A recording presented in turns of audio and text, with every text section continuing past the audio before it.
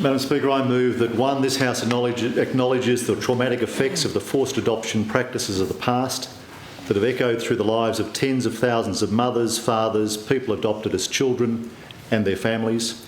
And two, all members of this House with profound sadness and remorse say to those living with the ongoing grief and pain of forced adoption practices that we are sorry.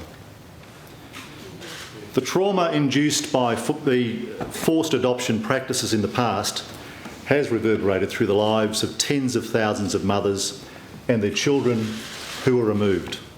It's affected fathers who were never given a say, as well as the families who never knew the truth of what went on with the brothers, sisters, nieces, nephews or grandchildren they lost. It caused years of pain and grief for many, instead of the joy and delight which parenthood might reasonably have been expected to bring. Today, in this Australia's first Parliament, we acknowledge the terrible wrongs that were done and with profound sadness and remorse say to those living with ongoing grief and pain, we are sorry. We've come to know about this shameful episode of our history because of the courage, commitment and strength of many individuals.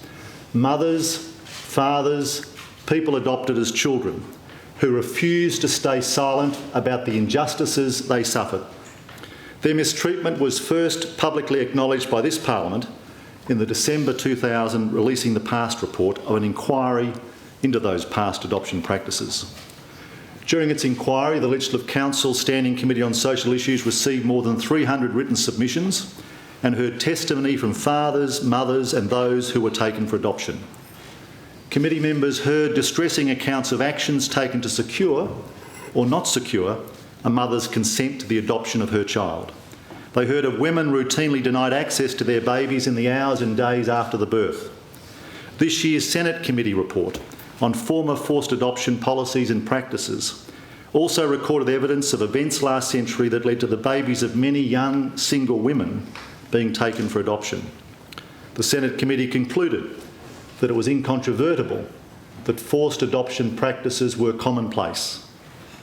It's hard to fathom how these practices were allowed to occur when today, in the 21st century, we celebrate motherhood and family in all its form.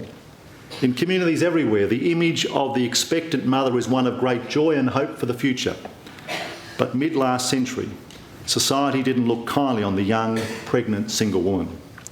Rather, these women usually faced the disappointment of their parents and the disapproval of their community. They were made to feel ashamed. And they still are. In those times and in those prevailing attitudes, adoption was believed to offer the perfect solution, a clean break, a chance for a fresh start. It was considered to be in the best interests of everyone. But the problem was that this policy ignored the fundamental bond between mother and child and the lifelong trauma caused when that bond is prematurely and brutally severed.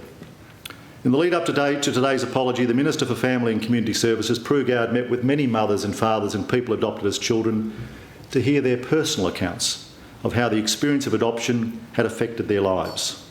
They were heartbreaking stories of loss and grief.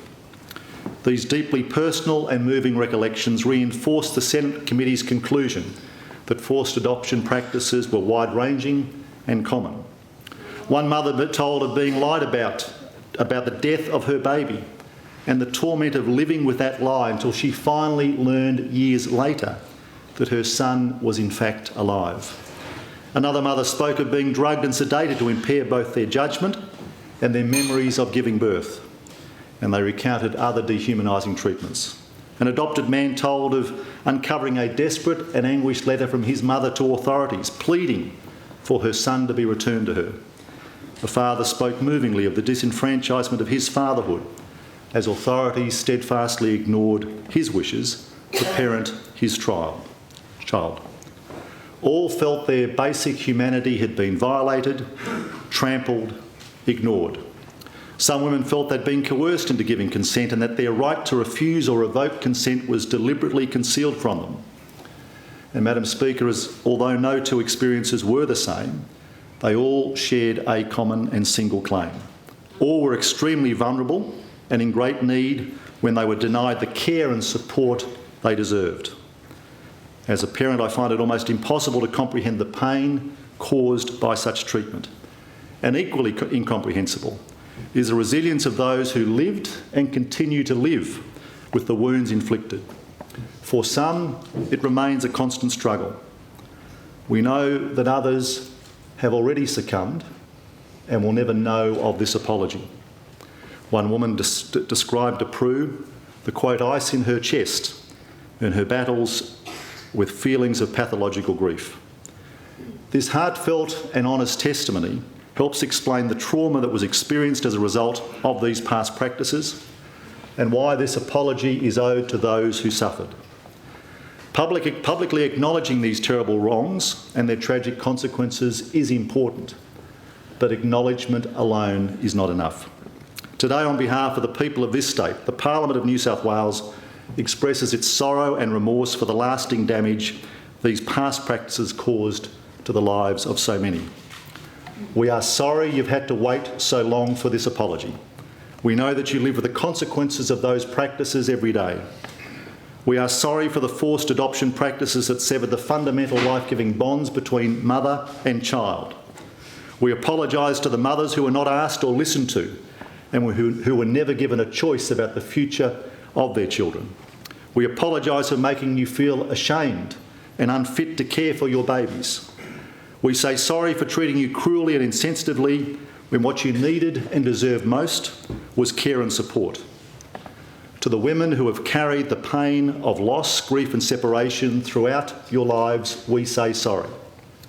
We apologise to the people forcibly adopted as children for taking them from their mothers at the moment of birth. You grew up never knowing the truth of your birth or how much you were wanted or loved by your mothers, and for that we also say sorry. We apologise to the fathers whose wishes were ignored and who were excluded from any arrangements for their child's future. Many fathers were carelessly written out of the lives of their children, and for that we are also sorry. We apologise to the families who suffered as a result of forced adoption practices.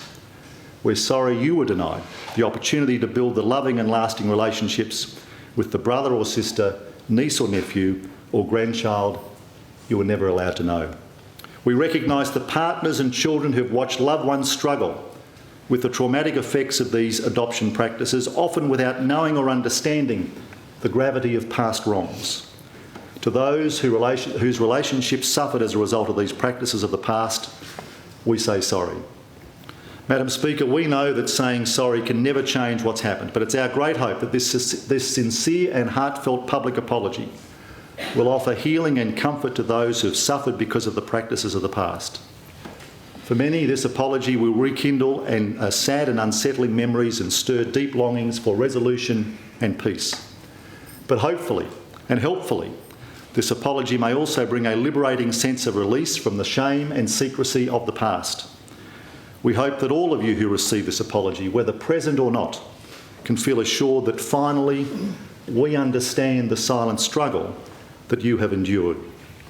Today and into the future, we honour your strength and resilience and your determination that for the truth to be revealed in the hope that such injustices never happen again.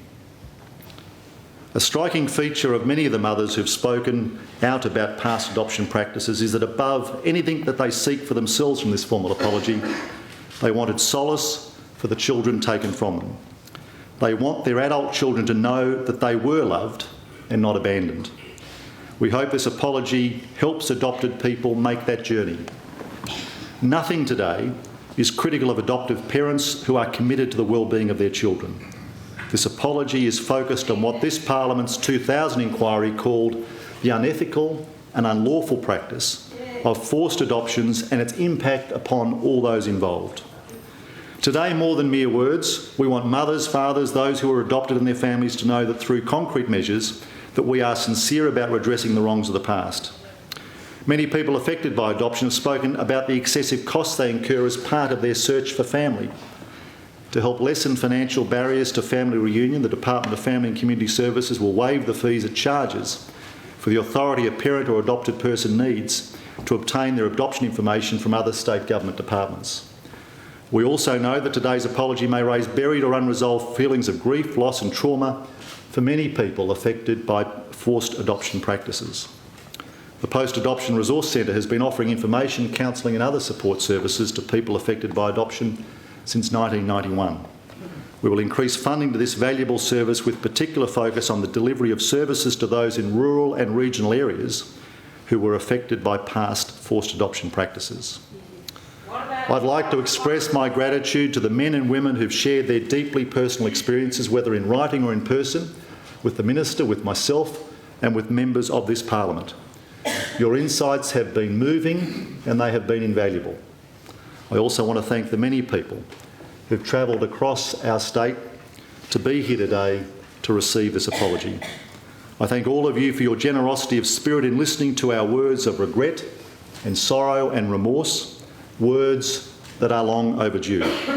I hope your journey of recovery and healing is made easier by what you've heard and what you will hear today. Thank you.